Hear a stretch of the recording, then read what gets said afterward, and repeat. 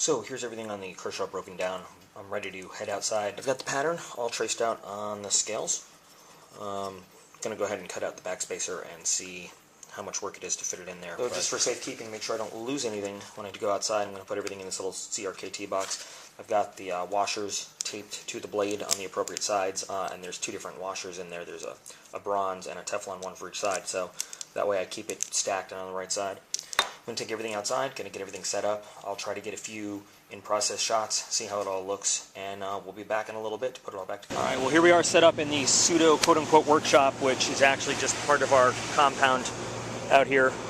The lighting is not great, but we work at night, so we deal with what we got. So, I have a Dremel, which is the standard G10 working tool. I ordered drill bits. The drill bits aren't in yet, so I don't know if we're going to be able to finish the thing tonight, but got the G10 with the patterns all ready to go.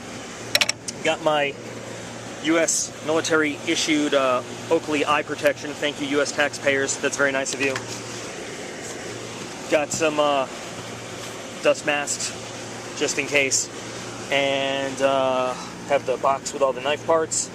I think I'm ready to go. Now, of course, ideally this would be bolted down or clamped down, but we don't have that. I have some C-clamps to hold some stuff on, but turns out that the workstation I was going to use is way too far from the only extension cord I have. So I'm going to find a way to set the camera up to sort of record this as it's going, and we'll see how this all turns out. This could be disastrous or it could be awesome.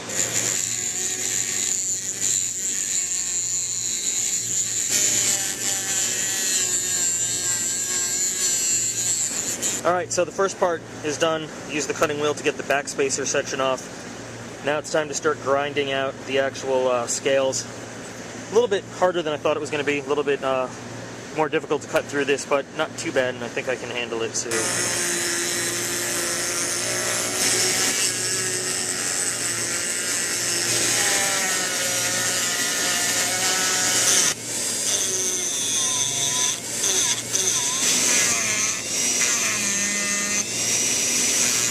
Give the Dremel a few minutes to rest. Give myself a few minutes without this mask on to breathe. So, I've got most of this cut out. It's kind of hard to see, the pencil lines are still there. So what I'm going to do now is clamp the actual, I'm going to clamp the liner to it, and then use that as a guide to start refining the shape.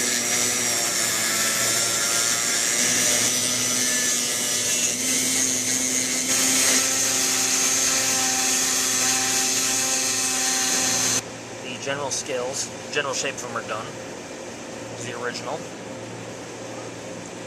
And one of the ones I've done, they need a little refining. I'm going to call it good for the night though. 2 scales. And the backspacer sort of half done. Still not bad.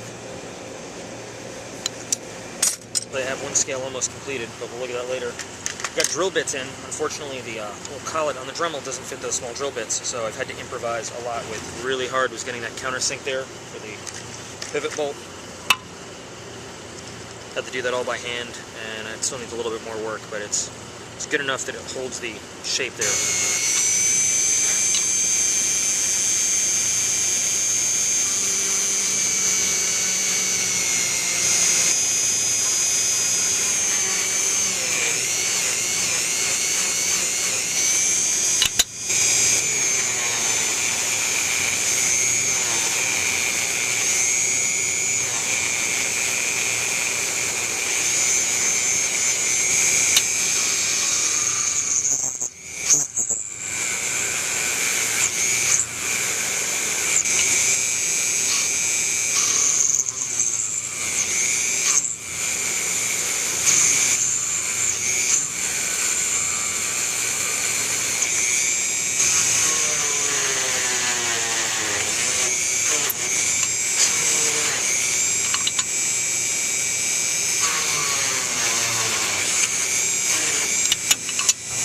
All that done, the screws fit flush in there. I'm going to do a little bit more work for this side though.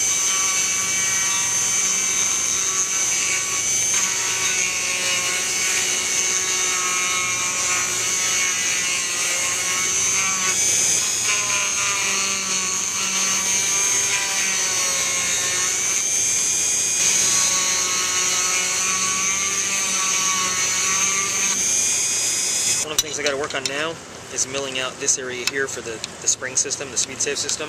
Doing it all freehand basically. No idea how this is going to turn out, but we'll give it a shot.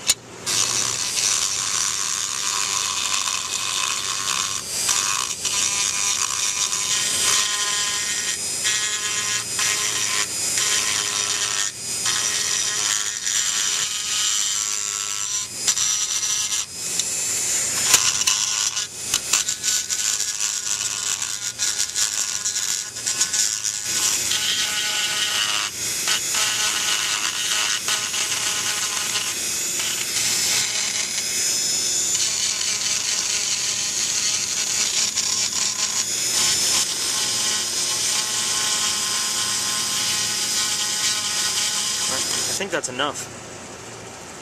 I'm sure that's enough. I'm hoping it's not too much, as a matter of fact. But now, as for pattern,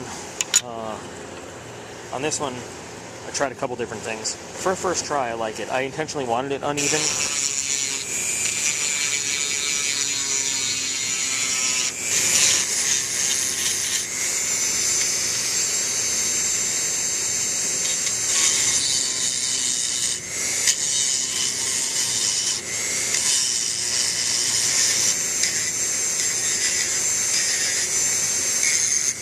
So the scales are done, and they're not perfect, but I didn't want them to be perfect anyway.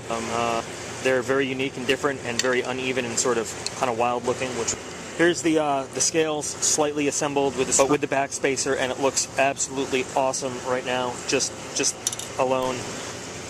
All right, very rough test fitting. Noticed some problems that need to be fixed. Some matchup between the screw holes left and right, but this is the important part. This is the best part.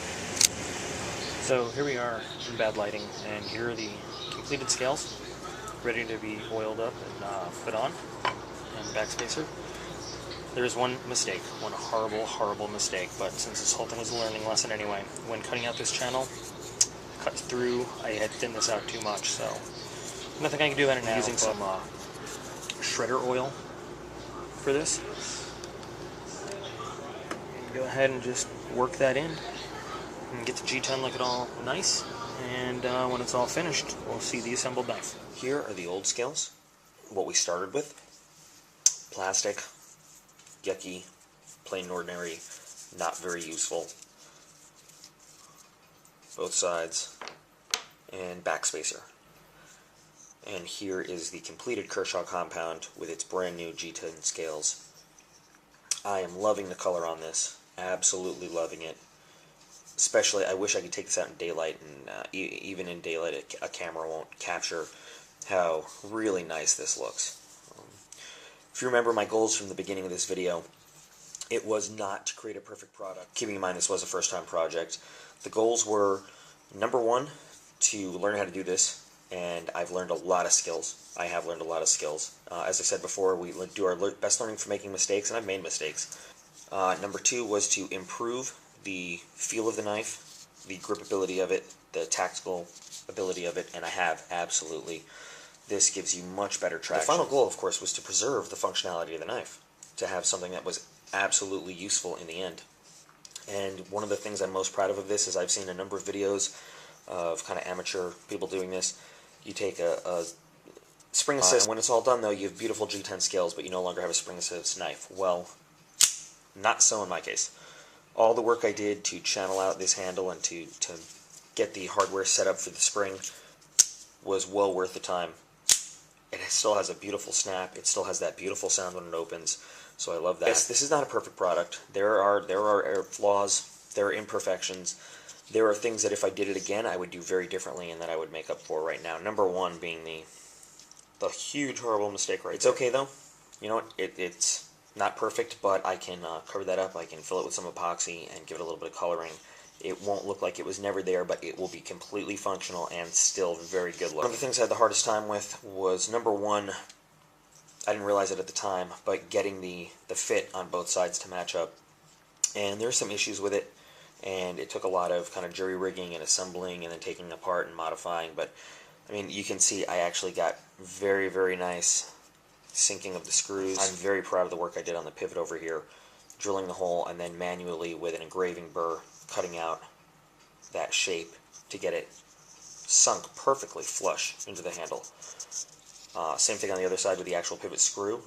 Originally I said I was glad that I was using G10 that was thicker than the original scales to give myself some room to work with. Well, what I forgot was these screws had to pass all the way through, and especially the screws in the clip had to grab into the liner. So I had to do some extra modifying on the end just to make sure that these screws got in there. So I ended up having to do some extra shaving just to make it fit, but it does fit, and the clip has super retention still, and it's not going to shred a pocket because I managed to leave a flat area underneath of it. Cutting around the screw mountings so that everything is still recessed yet works. I mean, I think the look on this came out really well. The back spacer, I wasn't sure if I was going to be able to pull it off, but I did, and it looks really wonderful in light, especially coming through. As for the pattern I did this side first, and I just wanted to try out different things. So there are some on this side. I wanted to go for something that was a little, just to try something else out, a little bit uneven, that looked kind of, I talked about the nature sort of look of this knife, kind of animalistic sort of. So I went for something, keeping in mind that there's no even symmetrical anything in nature. I went ahead and just did something that I thought gave, and then when I was all done, I went and I just very, very, very basically rounded off the edges to make it a little more comfortable in the hand. It took a lot of test fitting, like I said. This back spacer, sanding that down and getting it the right width to fit in there and maintain functionality was a chore. So, fit and finish could be better, and one day it will be on future projects, but all my goals on this were accomplished. In fact, as I was walking around showing it off at work, I had, 6, 7, 8 people outright ask if I would sell this to them. I had a few people tell me just what do you want for it. I had a couple people throw numbers out there. One person, their offer was over $100, which, if you remember, this is a $12 knife, $6 G10. That is awesome to me. And of course I said no. This is my first project and I'm keeping it. Number one, sentimental. Number two, I already explained this is a great knife, and I wanted it for different purposes. Number three, I don't feel good about selling something that I know is not as perfect as it could be. I don't think any project will ever be perfect, but this has a lot of room for improvement, and I'm going to keep working on this, by the way. I did give them the offer. If they order the knife and they order the G10, I will do the work for them out here for free. Number one, keep me occupied, keep me out of trouble, but also because it'll allow me to practice this. And now that I've done this one, oh, I'm hooked. I've got plans for every single knife I've owned, that I've ever had in my life, that I have out here, that I have at home. I'm just really super happy with this. I cannot tell you how happy I am. So, I'm waiting for your comments. I really want to hear what you think of this. I hope you've got some good things to say. I hope you can point out maybe some of the flaws I need to pick up on, so I'm aware of them, that I can work on next time. And if you guys liked the way I put this together, if you want to see some of the more projects some of the future projects that I'm planning now, I'm going to be doing them anyway, so if anybody's interested in seeing them, let me know. Thanks for watching. I hope that you are as impressed as I was with my very first attempt at this. And we'll see you next time in the future. Thanks.